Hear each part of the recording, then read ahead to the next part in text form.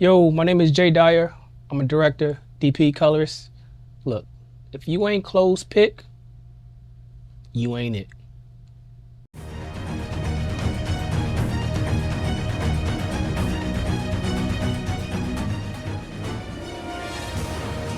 Hey, y'all. You know it's your girl Chloe on Bodyguard TV, and this is Close Pick, okay? All right, y'all. So I have a very special guest in the yo. Okay, he is a cinematographer, a DP, a colorist. A lot of y'all don't know how to do this, so y'all pay attention and tap in, okay? But I got Jay Dyer in the studio. What's up? Hey, thank you for coming through. Pleasure. Yes. Okay, so I just like to jump straight into it. Word. So the first thing I want to know is, what was the first project you ever worked on as a cinematographer, and how did that shape your career? First project I've ever worked on as a cinematographer.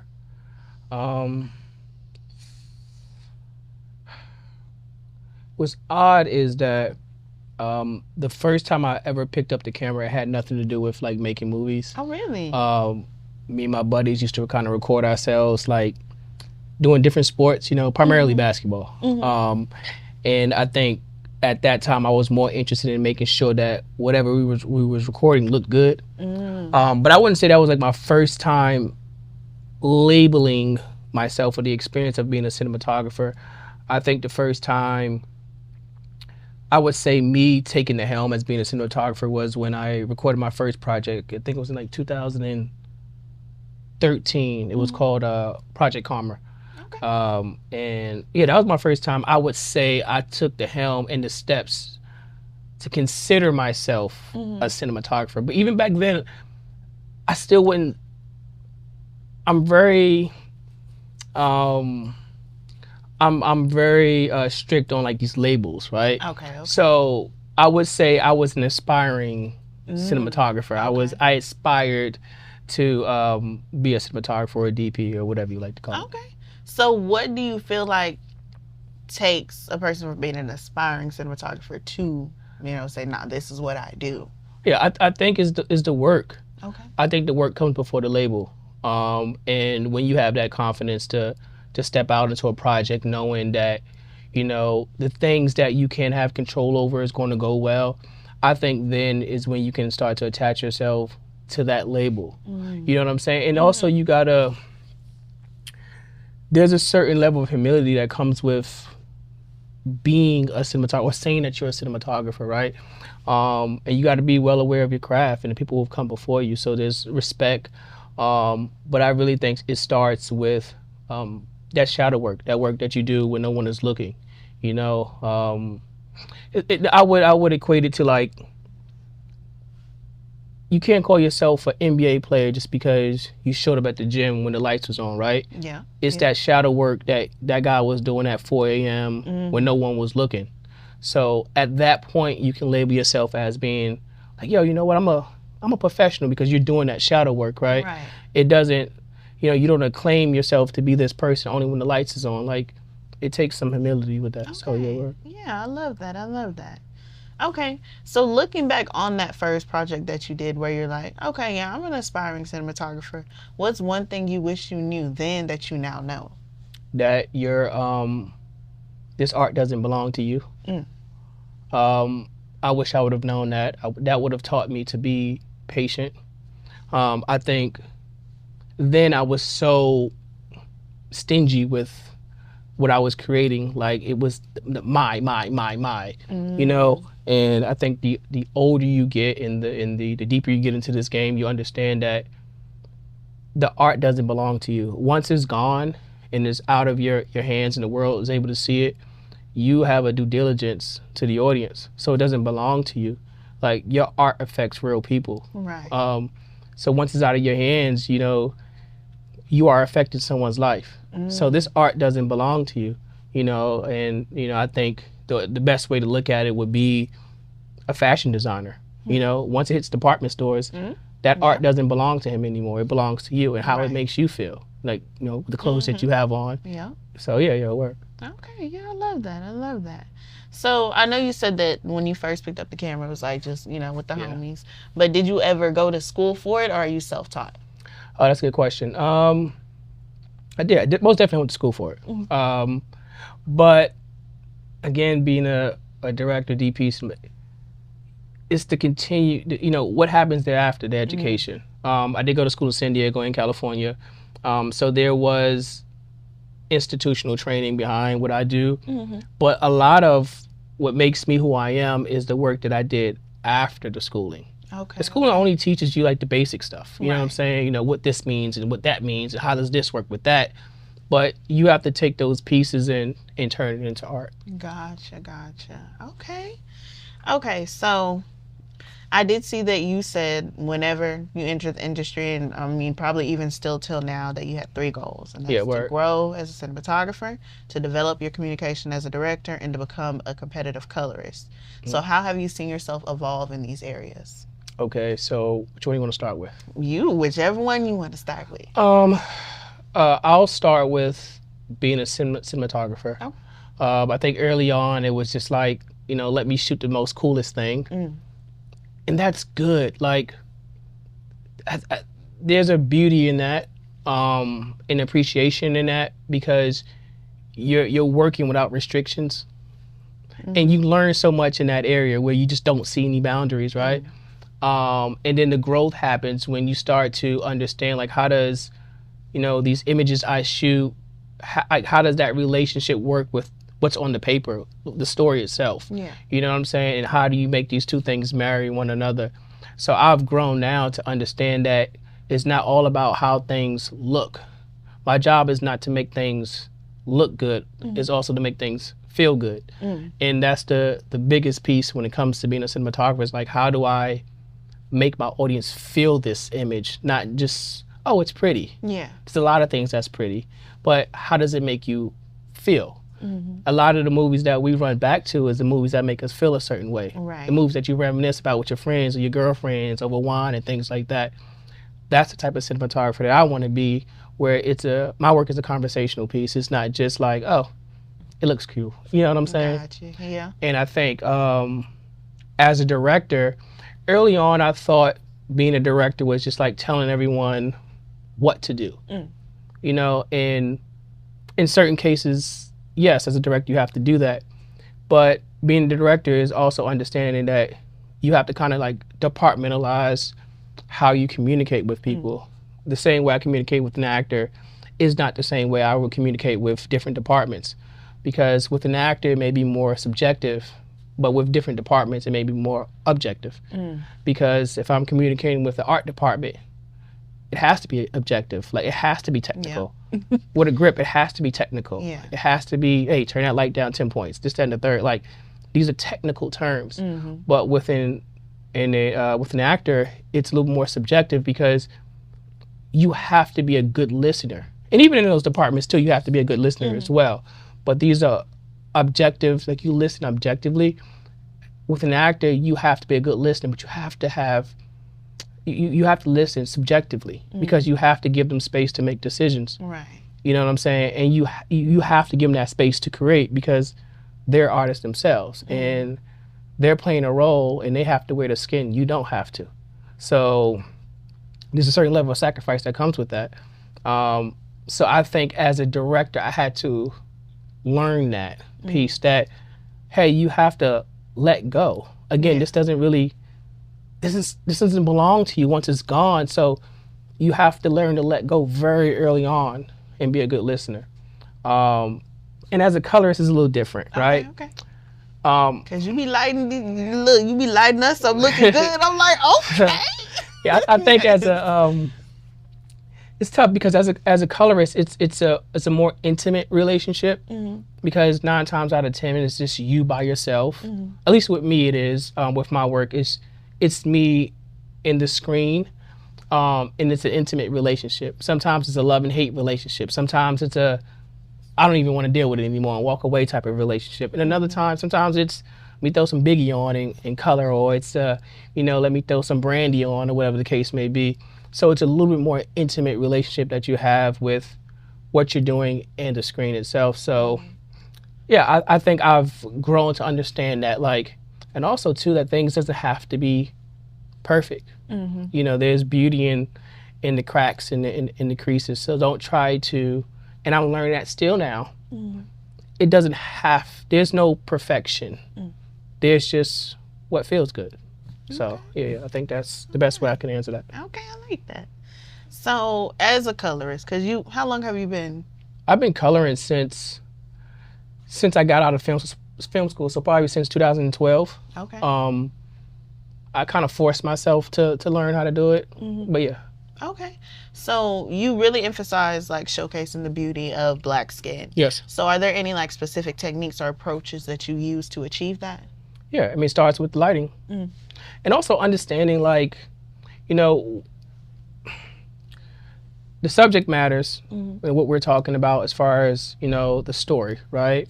But also understanding, like, how do you achieve that particular look, right? It starts with the lighting. And also starts with the wardrobe, starts with the art department. So all these other pieces complements the look, right? So you think that you're just looking at the skin, but your mind is also attributing the other small pieces that come with that. You know what I'm saying? So I think it definitely starts with the lighting, the art around the subject. But yeah, just kind of knowing your lights, man, and knowing your cloth and stuff like that. Yeah. Okay. All right. So I want to jump into Just Laugh with two F's. Okay. So what inspired you to create that, and then how does comedy fit into like your broader creative vision? Yeah. I started Just Laugh in 2000 and I think I wrote my first script with Just Laugh in 2015. Okay. And my very first project with Just Laugh was maybe a little too ambitious. And I learned a lot from it. But what inspired is that I find solace in laughter. I find that, you know, sometimes just laughing or smiling can cause other issues to kind of subside. And it's medication. So what inspired it last year, because I actually started the relaunch last year, was that I was going through a lot of anxiety at the time, and I needed to self-medicate. And the only way I knew how to do that was comedy. You know, I had to go back to what made me feel good when I was a kid, and that was, you know, The Blank Man, The Meteor Man, Beverly Hills Cop, and stuff like that. Yeah. And I'm like, you know, if there's a million me's out there who are probably suffering from stress and anxiety, and maybe they may need a laugh. And that's what inspired me to push Just Laugh. Okay. So does your directing comedy differ from like the other types of storytelling that you've done? Yeah. Yeah. It allows me to it allows me to build a deeper relationship with the actors, the other people that's behind the image, you know, your grips, your gaffers, your sound guys, your PAs. Comedy allows you the freedom to do that, you know? Yeah.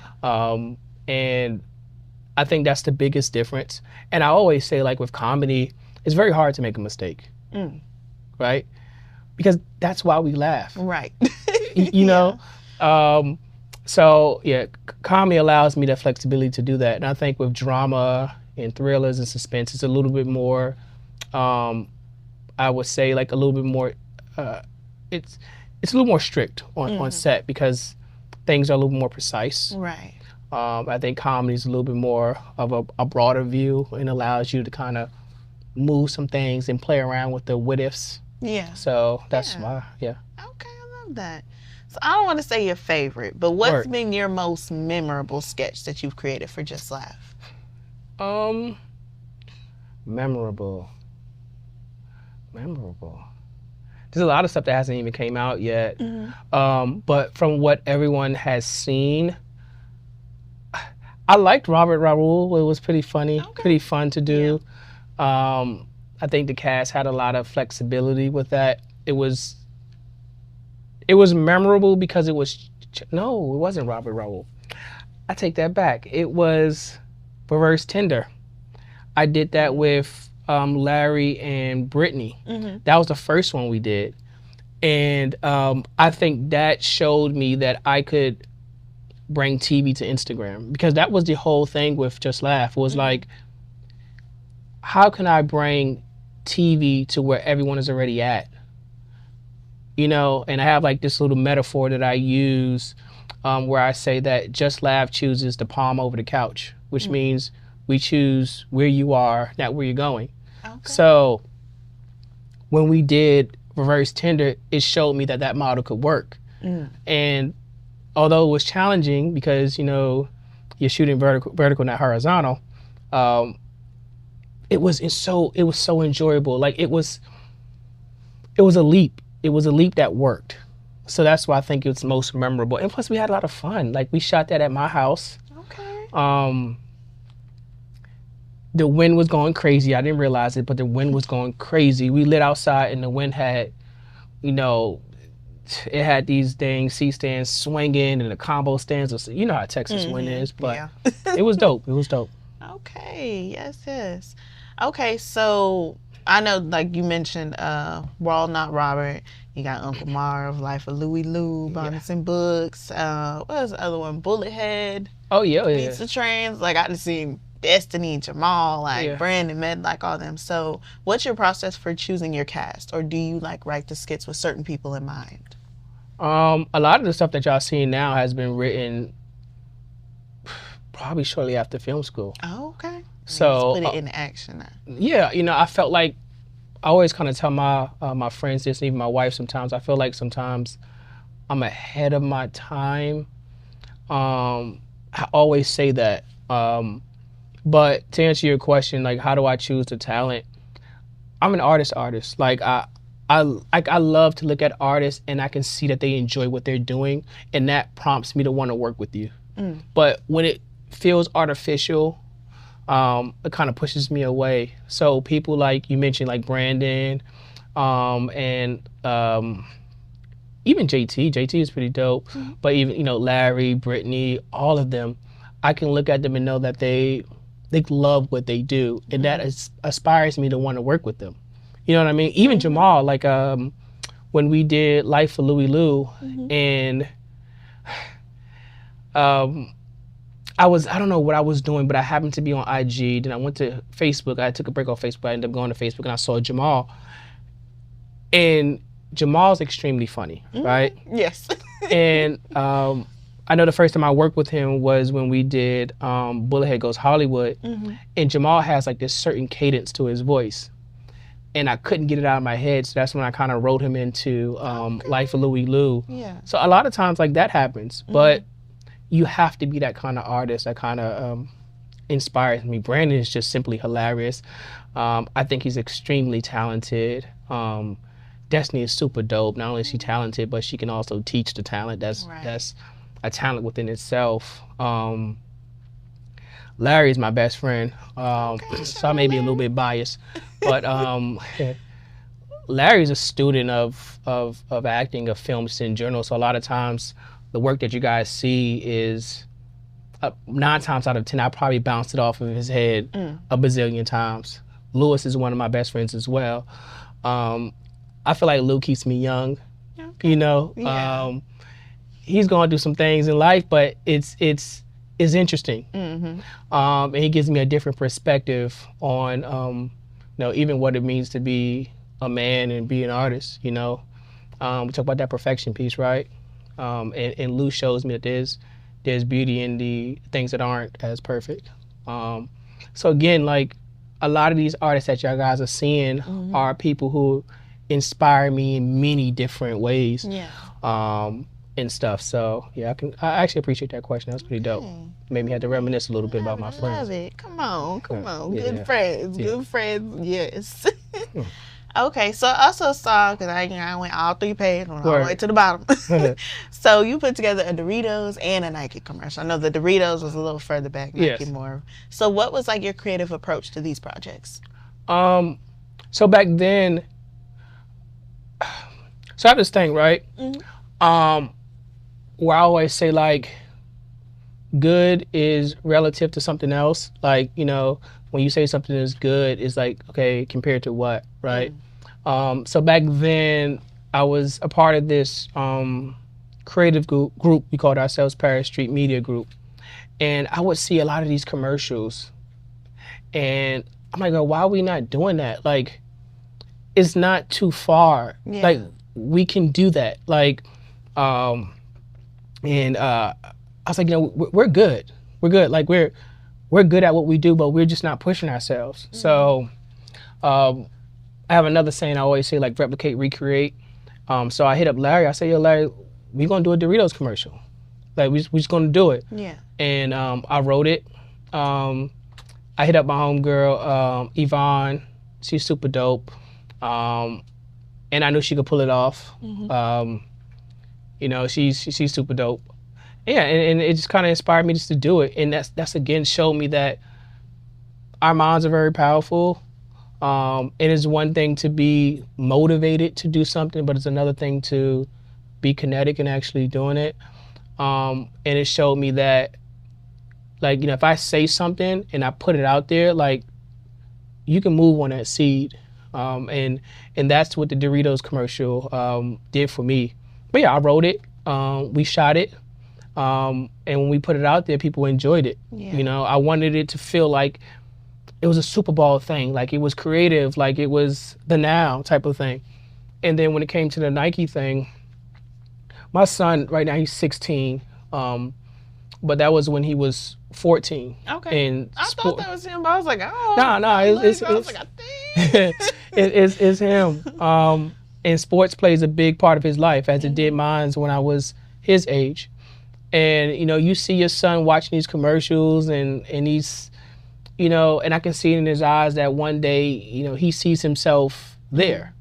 And I'm like, well, let's do it now. Like, so it prompted me to get back to the writing board and say, how can we do something that's simplistic, but that's also cool, you know?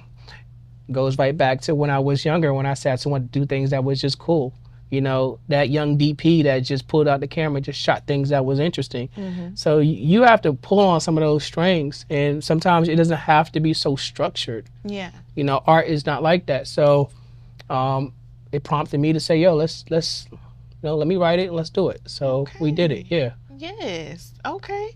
And that's could lead to my next question. Yeah. So, because I saw you did like the breakdown of how you lit that. Word. That's what I was looking at, because I was like, okay, because I've been trying to help baby. I'm like, let me learn a little bit of something. So I know we need the natural light and we need the artificial light. But I've seen you shoot a scene with all natural light. Yeah. So do you like shooting more with like all natural light, or you like the mix of the both? That's a good question. You can't go wrong with natural light. You can't, but natural light takes you also understanding, you have to understand light, right? And you have to also be cognizant of when and where you're shooting. So your light comes from the sun. So you have to track the sun. You have to know where the windows are, how to place your subject, and when at that moment of time, the light is gonna, you know, at least expose for your scene the way that you want to. So natural light is not just something you do just by popping out a camera and just saying, oh, we got natural light. No, it takes there's some training in that too. There's some understanding in that. Yeah. But if I had to choose, I love lighting. Like I love taking out the tools. Like, it sucks to choose artificial light over natural light, but if I'm being honest, I probably would go artificial. Like, I love the tools. I love creating things. I just love it. I think there's beauty in that. You know, there's beauty in creating a space for the audience to enjoy. So I think that's dope. Okay. Well, I know you probably have all the lights, but if you were on a tight budget, what would be your go-to lighting setup? One light. Okay. One light, just one light, you know, and being creative with practicals, you know, some lamps, you know, other things, because lights are everywhere. You know, lights is in the refrigerator, lights is in the microwave. You know, you have some cabinets that you open up, have lights. You have lamps, you have TVs. So just give me one artificial light, and then the rest could just be, you know, married into the scene other ways. Okay. Yeah, that's dope. So, are there any cinematographer or directors whose lighting techniques inspire or inspired your work? Yeah. So for color, I would say Wes Anderson. Okay. Um, oh, phenomenal. When it comes to color palettes, using color in story. Um, I love Roger Deakins.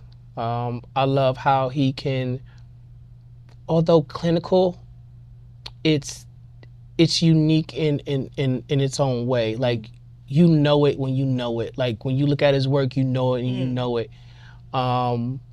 As far as director and as far as pieces of work, I would say David Fincher, because he's a lot like me. You know, although perfection doesn't exist, there's like this.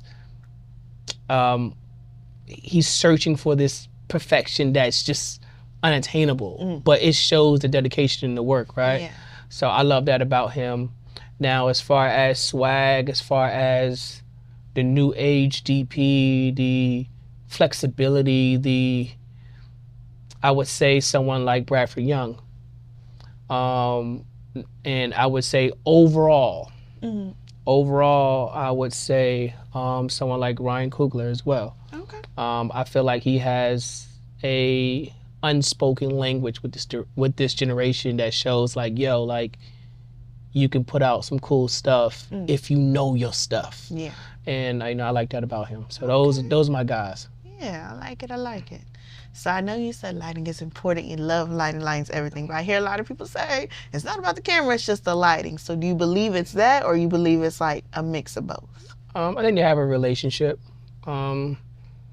I do believe that it's most definitely about the lighting.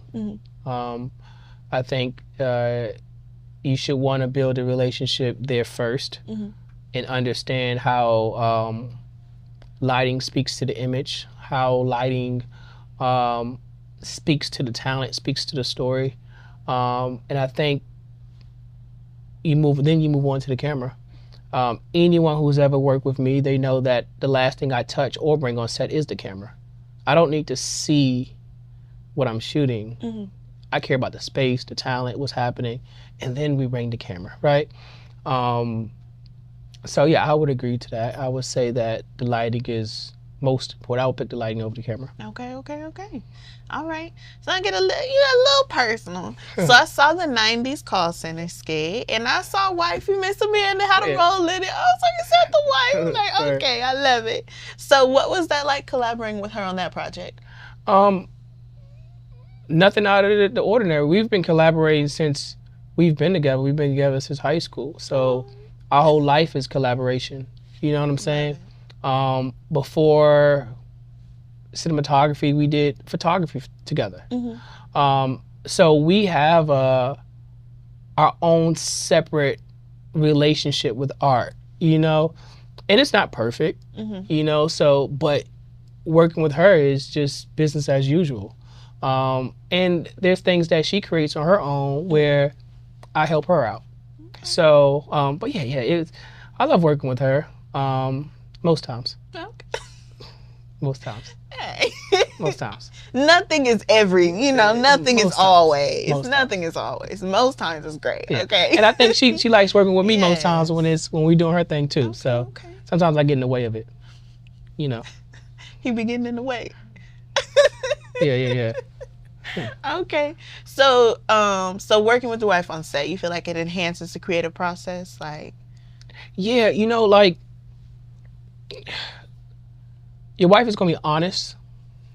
So I do think it enhances the creative process because it gives you a different set of lens to look at things. Because sometimes you are too close to it and you need someone who's stepping away to look at it from a different perspective. So yes. Okay. The answer to that is yes. I like that. So do y'all both plan to collaborate on more comedy sketches in the future? Yeah, like if it's sporadic. Like, it's like, let's do this. Yeah, like if it fits, if it fits, but I want her to if she wants to do it, then yeah, like right, let's do it. Like and I want to get out of the realm of being like, yo, babe, like, can you jump in this real quick? Okay. So you be pulling her in and be like, baby, come here, baby, I need you. You know, we graduated from that. So, and I don't want to, abuse the, the opportunities. I can just keep pulling her into things because she's there. So we've graduated from that. So, but yeah, if she wants to, by all means, by all means, dope. Okay. All right. What is one piece of film equipment that you could not live without? Oh, that's tough. Just one. One piece of film equipment I cannot live without. I'm thinking about, what do I always yell for when I'm on set?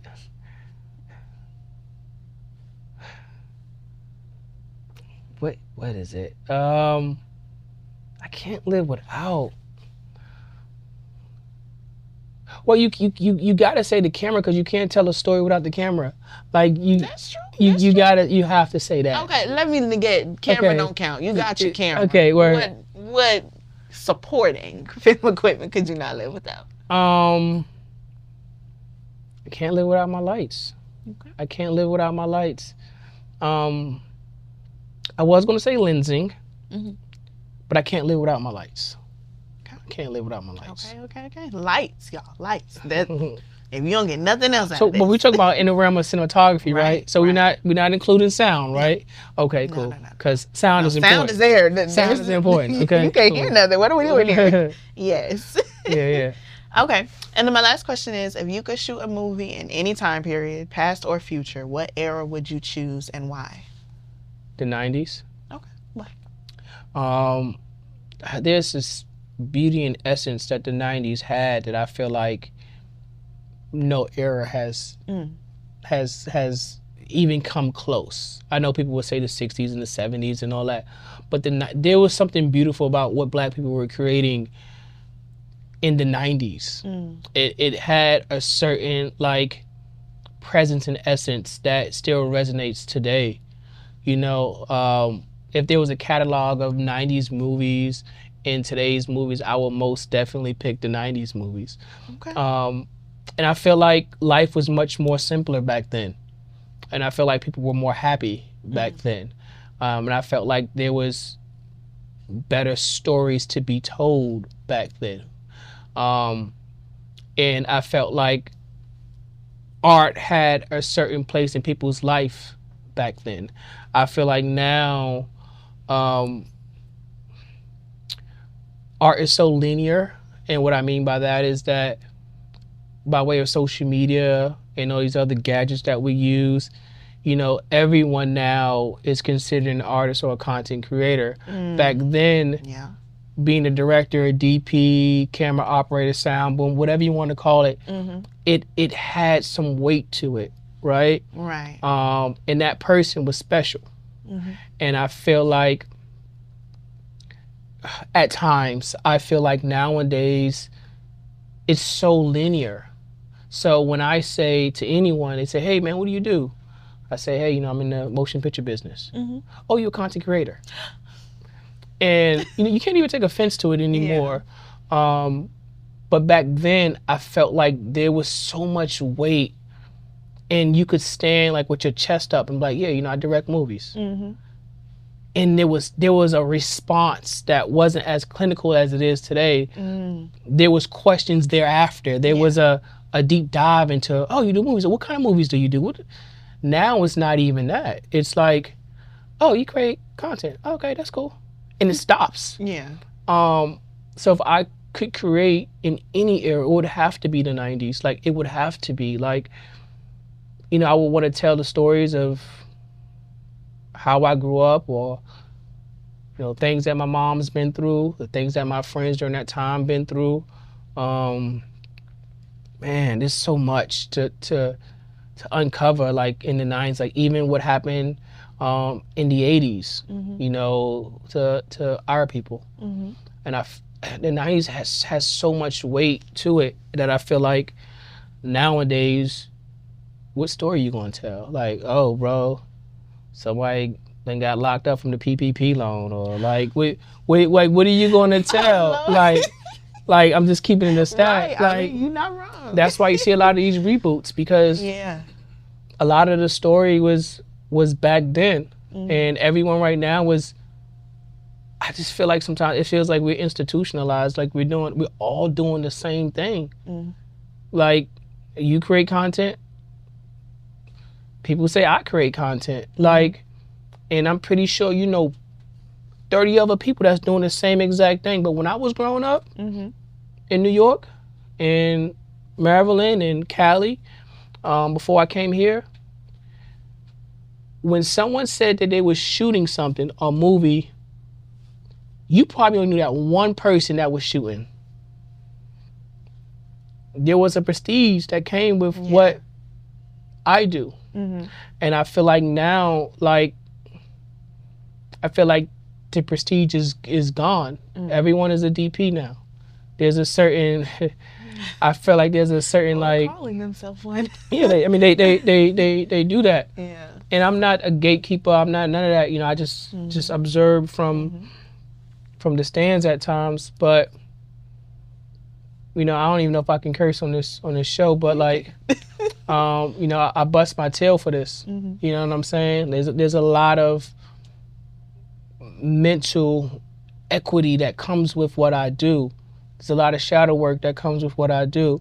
And then when you know, you looking from the stands and you know that person on the other end, they're not outworking you. They not. They don't even have the time in the day to do it. They got a 9 to 5. You do this. It's all you do. And then they say, yo, I'm a DP too. That hit different. Yeah. You know what I'm saying? That hit different. So I know I went on a tangent a little bit, but I think there's something special about what I do. And if I could do this again, I would love to create in the 90s. Okay. I love it. Okay, y'all. So just let everybody know where to follow you and Just Laugh. You got to spell it. Yeah, so y'all can follow me on IG at Director J Dyer.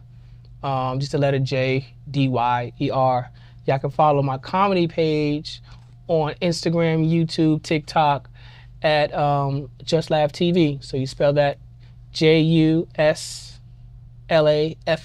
TV. That's all you need on all platforms. All right. Okay, y'all. So, before we gotta go, we gotta play a game because this is what I do. Okay? A game? Yes, sir. Okay. This is tough. Okay. All right. Okay, y'all. So, Battle of the Beats is back because that other game we did was too hard. Come back to reality. I mean, overly ambitious. Well, Battle of the Beats is back. Okay, so the way it works, Baby's gonna read out some scenarios, and you just choose whatever song you feel like you would play or best fits that for you. And then we got wifey Miss Amanda over there judging. So, she gonna say who win. Okay, so we'll show it to the camera first, and then show it to wifey. All right, work. Yeah. Let's go. All right, cool. So, back by popular demand. No, I'm just playing. Oh, I'm about to say, come on. Y'all cheating. Oh. Okay. All right, so for your very first scenario, you just won the lottery. Okay. What song would you play? I already know.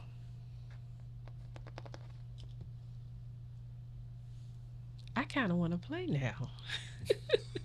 I know, right? They always leave me out of the Ranger games.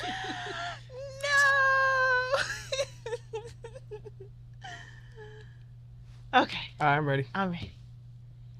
All right. Okay. I'm gonna show it to the camera. Boop, boop, boop. Bam.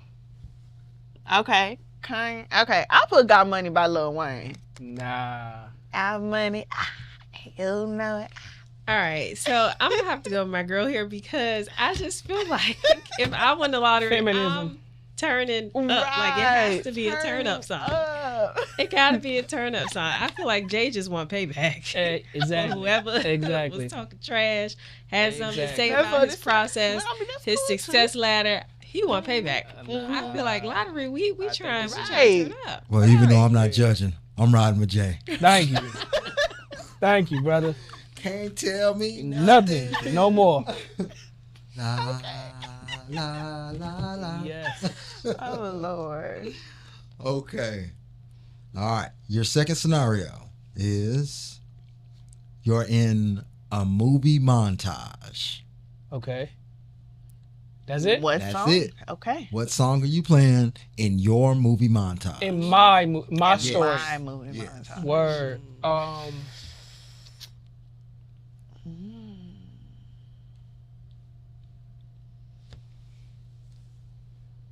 Sheesh. My movie montage. Okay.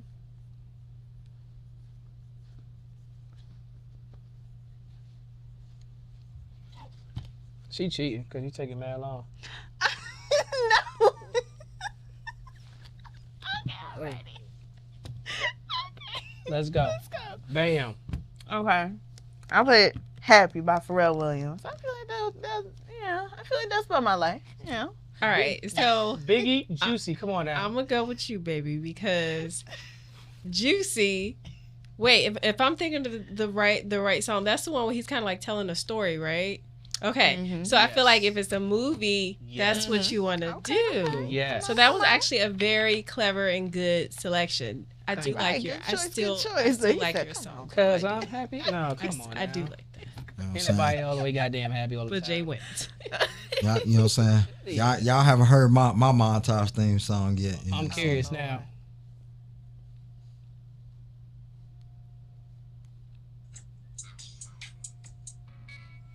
No.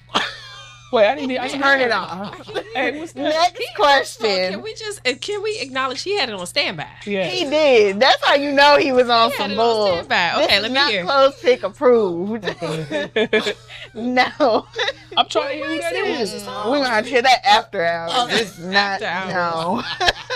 After Oh, so we got Chloe after hours? That's a new thing? Okay. You know, sometimes you got to, you know, hey, No. it is what it is. Mm-mm. Next. All right, y'all. Okay, and for your next scenario, I'll see this one right here is near and dear to my heart. You know what I'm Okay, saying? word. So this is, this is a big one for me.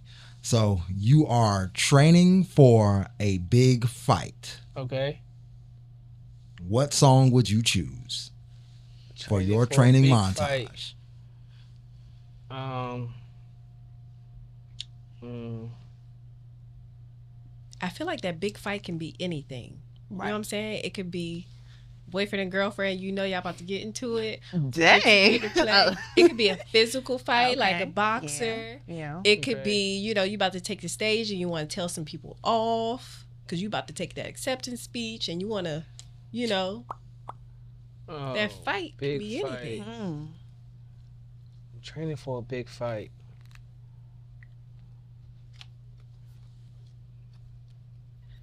What am I playing?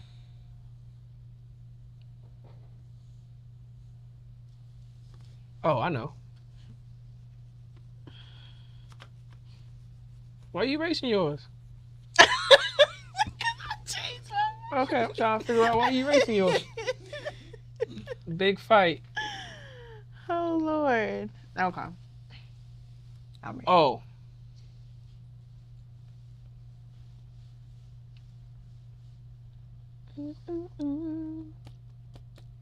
I'm ready. Okay. Bam. All right. I put the Rocky song. The Okay, On cool. the I'm not instrumental gonna lie. for I had that song in my head. Then that's why I was like, nah, we got to be a little bit And the more name of that creative. song is So we "Eye gonna of the have to- Tiger." yeah. Yes, it is. No Eye of the Tiger. That's black. This is what we're gonna listen to right here. It's the Rocky song. It's the Knock Rocky if you song. buck. Nothing you but. Yeah, Jay win. I'm That sorry. yeah, nah, that is a fight that's song. pretty Well, good. That's a pretty fight you coming out song. to? That is. I'll offer you a better one. Yeah, what you coming out to, baby? I'm coming out to "I'ma Do Something Bad to You," Big Tuck. See, I don't know what That's Big my Tuck pick. is. I don't know who Big Tuck is. I know who he is, but I don't know that. You ain't never heard that song? Nah, I'm from the East Coast. We ain't got no Big Tuck. We got Biggie. He Big from L. this side. Well, you know, I'm Big Pun. from Dallas, so you know. Oh yeah, we. Mhm. Yeah. Okay, next one. Next one. Okay, all right. So, all right. Oh, you chose hers? No, No, she I chose chose yours. yours. Oh, I'm about She to said say, it was more 'cause- creative. I agree. I agree. Right, so Come on. right now we sitting 1-2, baby. You got to come on with it. You got to- She did the I be losing sometimes. She did the Rocky song. My brain went blank because I put the final countdown at first, and I was like, That's definitely not it. you know, I'm like, I mean, I to can erase see it. that one. I can see it. I can see Final To Countdown. erase that. I'm like, nah. What's the next thing, baby? Okay. All right. So for your fourth scenario, Yes. you are stuck in traffic after a long day. What Okay. song are you choosing? Stuck in traffic after a long day.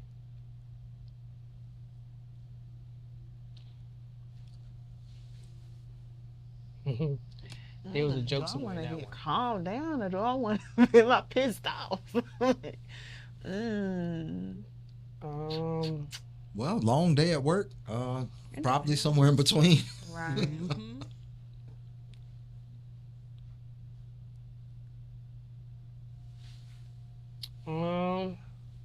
I got a lot of songs that's in my brain, but I'm gonna go with this one because I typically listen to.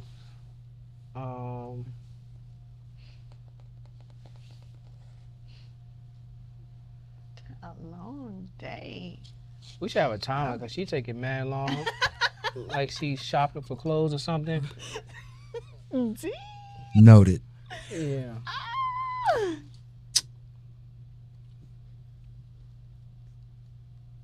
Chloe, you left-handed. I didn't know that. Mm-hmm. Yeah, I'm left. I'm a So you be lefty. erasing stuff as you write. Yes.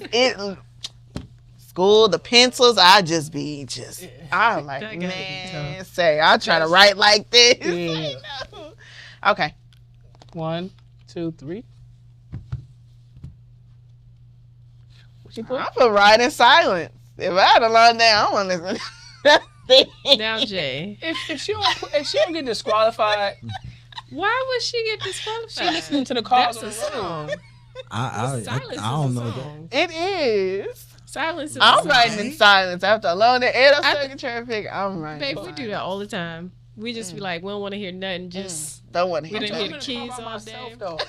I'm with y'all. But your song honestly does not make sense because that's a love song. It is because I'm trying to come home to embrace you. He tried to cheat. No, This is you trying, cheating. that's what you're trying to do. No, I'm giving the punt to Chloe. Thank you. Her car done broke down before she in traffic. Her 2-2. car done broke down. It's 2-2. She on the shoulder lane. It's 2-2. Dang. She ain't got no choice. I have a choice. It's 2-2. This is wrong. Okay. Next one, baby. This is wrong. Chloe cheating. All right, watch my next answer. Ain't got nothing to do with the question. Let's go ahead. Okay. For the fifth scenario, you walk into a party and everyone stops to stare. What song would you like to play at that moment?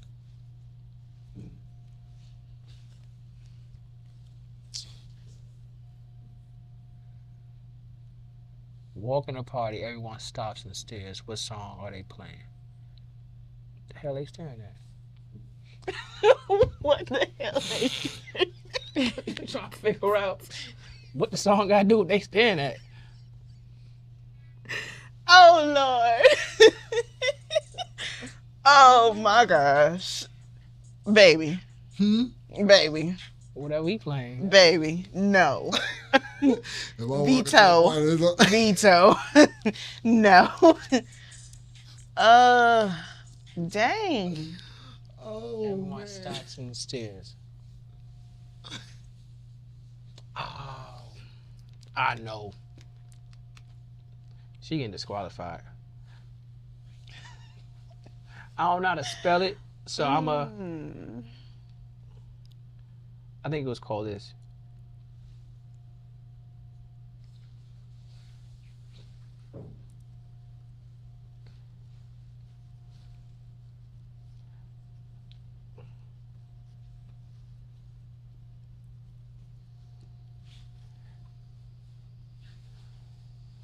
I think his name is. I don't know how to spell his name. So since you're not done, that means you disqualified. Nah, I'm gonna put it. All right. All right, You I'm ready. Bam. I don't know the name of the song, but that's on to be like. She don't never know the name of the song. Right now. You better start drawing pictures. Please, So I'm please feeling show the her stretch. yours, though. Start drawing. Please show her yours though. Freakily. By P.D. Pablo. See? Because look, he said somebody's staring. So we staring at the people getting freaky in the middle of the dance floor.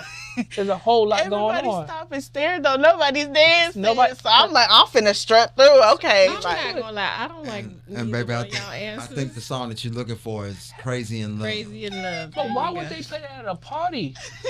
Because this is a everybody's song we stopping were and staring playing, at her. and that's like a model I strut don't really type like song. none. I feel like No, this. no, hold on. Like You said they stopping and staring at me? Yes, at you. You missed that? Everyone stop Because and I'm stare. getting freaky in the middle of the dance floor. Oh, okay. So you changed Hey, it up a hey, little. And both, you did not both spell those are P.D. Bible Pablo, right? songs. Both of those are Bible She don't like either of our songs. Yeah, but Which one do you I like don't least?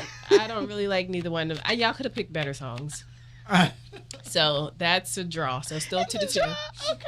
Two, next two. one, baby. Next one is the winner, right? We Yeah, got that's 6. it. We only got one left, right? One more left.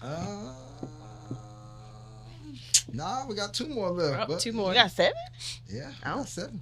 Okay. Hey. Okay, so, all right, for the next scenario, it's 2 a.m. and you're driving home in your feelings.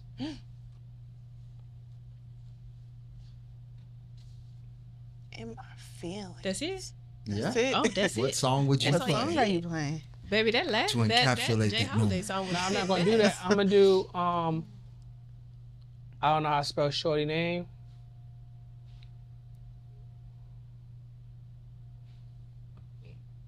I'm Bam. like, what am I in my And feelings she about, ain't though? even winning this. Baby, we can't show it. Yeah, she. Oh, my bad. Cole not done. You was ready. My feelings. That's how you know. Like, Definitely okay. relationship related. Okay. Yeah, in your feelings. I'm picking a 90s song. That's all I'm gonna say.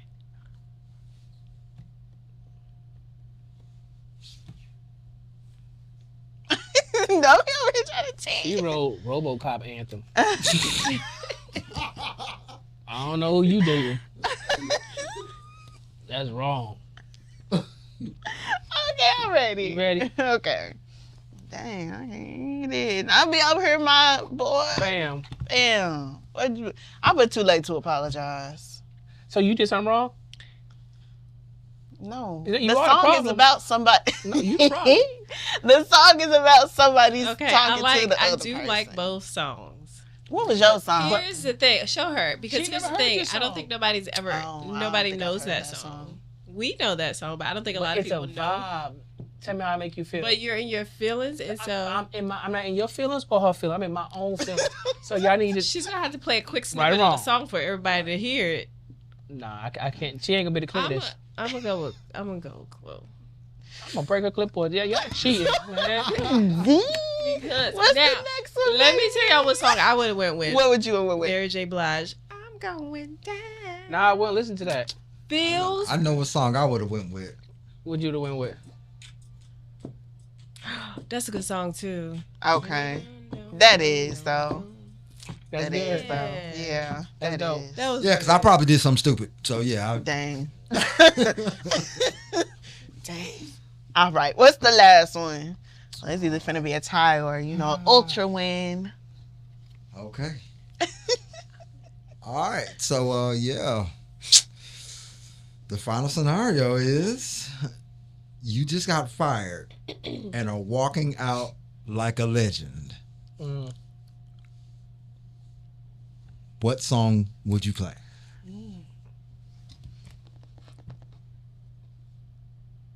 I don't know who sang the song though, but I do know the hook. The hook go like this.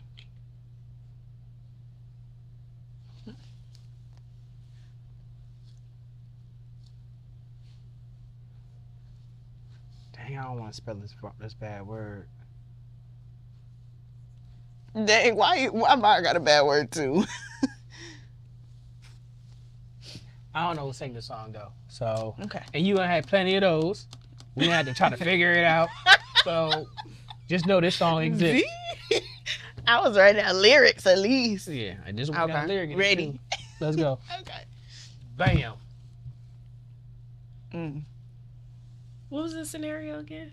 Okay. How are you the judge? Baby. For yours, I believe the artist is CeeLo Green. Oh, that's Yeah. All right. The F Job. Oh, that's the Word. thing. Just got fired. Okay.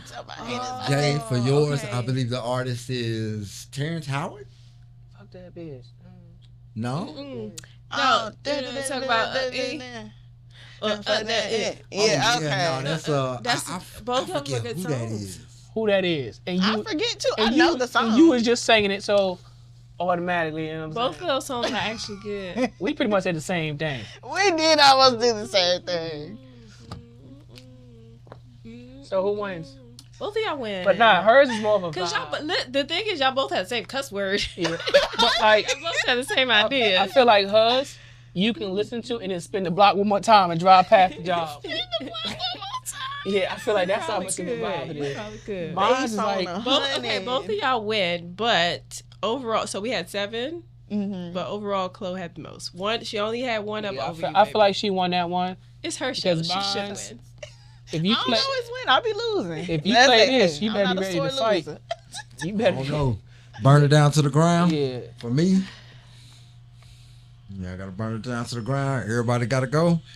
Yeah, I already know what song I'm going with. What song you playing? Yeah, you know what I'm saying? I got it queued up right now.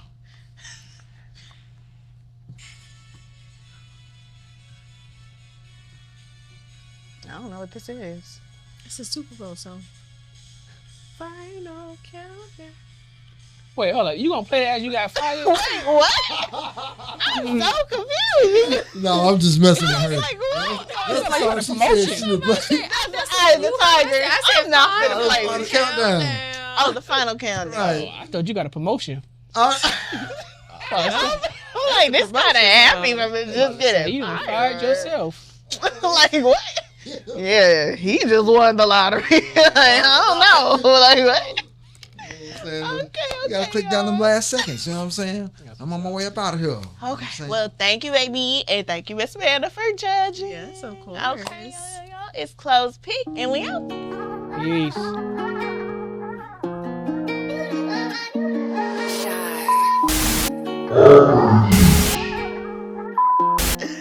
All right, y'all. If you're an artist, a singer, that's about it. And you gotta have some bars or be able to sing, okay? Bodyguard TV got some mic drops going, so you need to tap in with the Bodyguard and get your green screen mic drop, because ain't nobody doing it like he doing it. Okay? Okay.